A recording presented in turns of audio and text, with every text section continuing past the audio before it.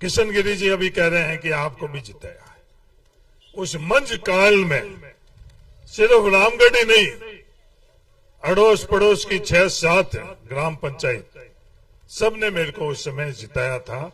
जब दुनिया ने मुझे तीसरा नंबर रखा था, तब आप लोगों ने मुझे 1 नंबर रखा। 1 नंबर रखा और खर्चा 0, 1 रुपया का खर्चा नहीं, और वोटों में सबसे आगे। ये रामगढ़ है। मैं दुनिया को इस रामगढ़ की ये पैठ दिलाना चाहता हूं।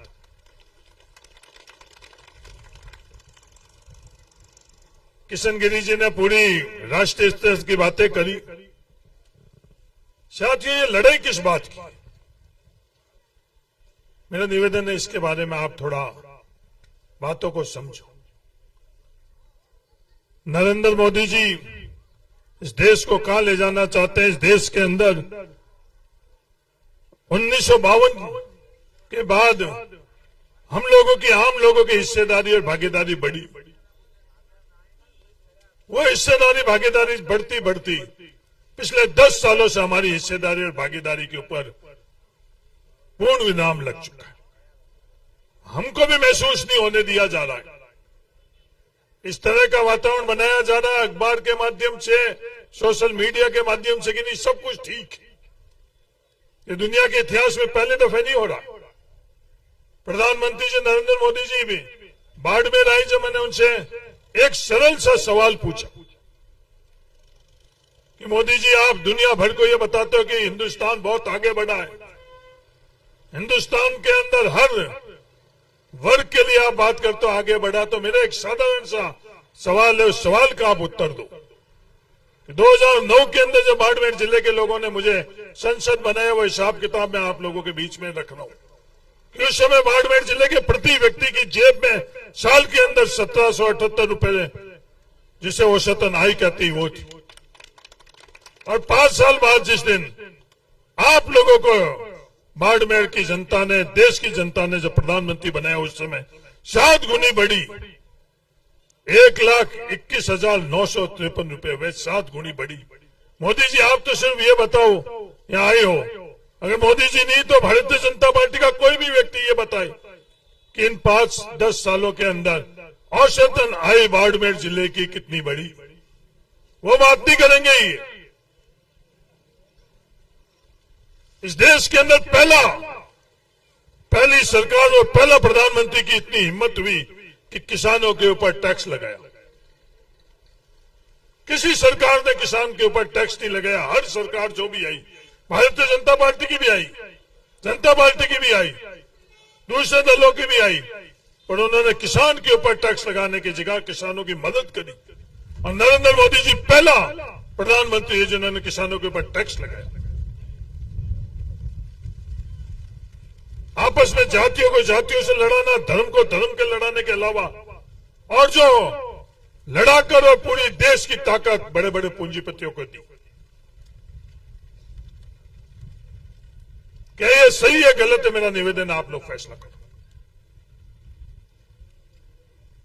बात करते हैं 400 पार,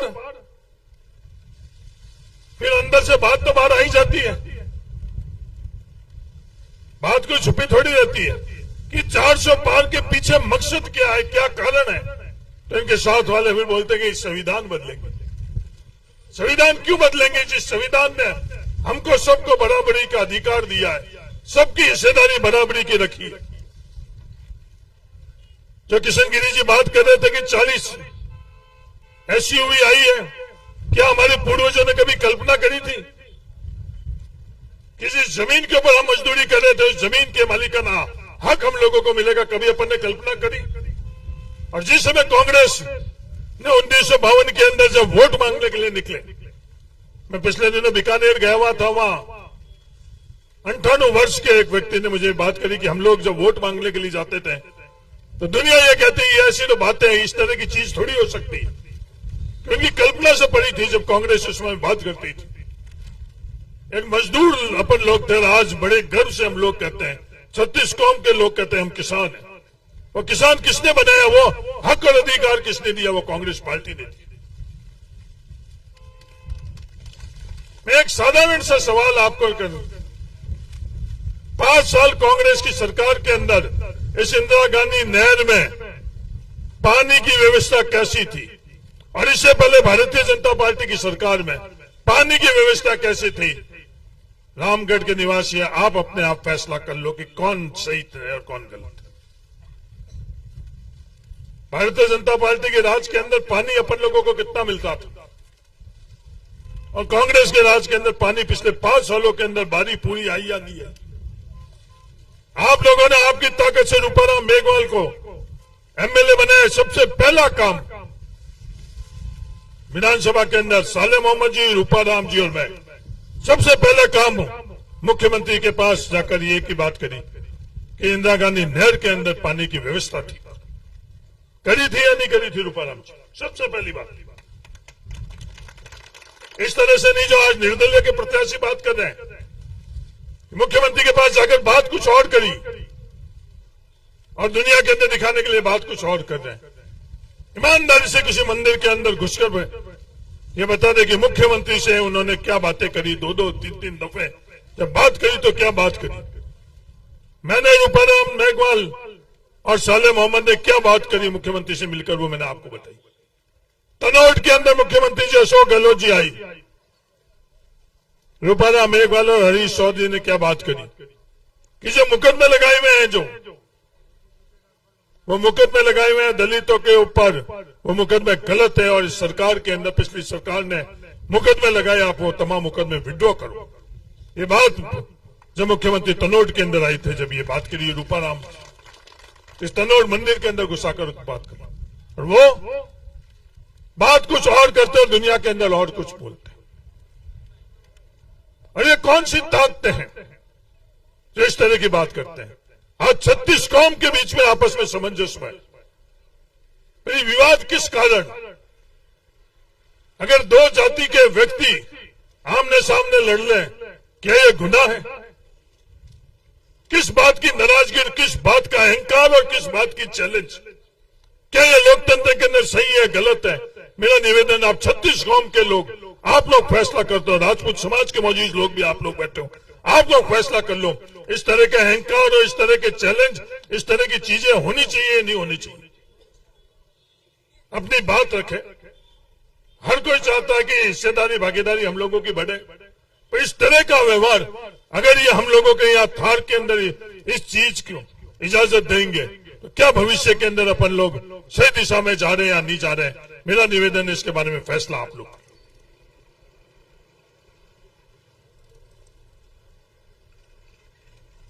आप सब लोगों से मेरा ये निवेदन है, आप कांग्रेस के उम्मीदवार उमेदवार राम जी की मदद करो। काम कितना हुआ आप लोगों से छुपा हुआ नहीं है। आप लोगों की वोट से, की ताकत से राजस्थान के अंदर काम हुआ। वो सरकार किसकी थी? 5 साल राजस्थान में सरकार किसकी थी? वो सरकार आप लोगों की थी। किसी को गलतफहमी नहीं होनी चाहिए कि किसी और की सरकार थी, किसी व्यक्ति की सरकार थी। तमाम जो फैसले हुए थे आप लोगों के हक के लिए फैसले हुए थे राजस्थान के अंदर। 10 साल तक जब दिल्ली के अंदर सरकार थी, कभी मनमोहन सिंह जी ने ये अक्सर नहीं कहा कि मेरी सरकार है, मनमोहन सरकार नहीं बोला। क्या बोला 10 साल तक? ये लोगों की सरकार है। ये अंतर है। अब चमचागिरी करने के लिए, चापलूसी करने के लिए, किसी व्यक्ति के आगे पीछे घूमने के लिए कोई किसी की सरकार क्या जरूर देवे, पर वो सरकार उनकी नहीं है, सरकार जनता की है। ये कांग्रेस की सोच। कभी आपने मनमोहन सिंह जी के मुंह से सुना कि मनमोहन सिंह की सरकार है? ये कांग्रेस की सोच है कि जनता की सरकार है, और जो भी फैसले होते हैं वो जनता के लिए होते हैं।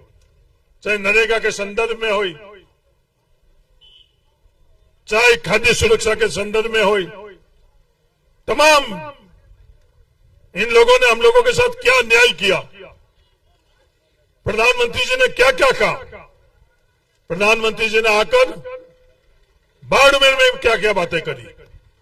बाबा साहब भीमराव अंबेडकर जी अगर वापस भी आ जाए, प्रधानमंत्री जी बाबा साहब भीमराव अंबेडकर जी यहां से गई नहीं है कहीं। ये आपकी जो सत्ता से मंद है, इसलिए आपकी आंखें बंद है, आपको बाबा साहब भीमराव अम्बेडकर जी दिख नहीं रहे। ये इंद्रिया है वो आपकी नशे में, सत्ता के नशे से प्रधानमंत्री जी की इंद्रिया सुन रहे हैं, इसलिए महसूस नहीं कर रहे हैं। इस देश के हवा के अंदर बाबा साहब भीमराव अम्बेडकर जी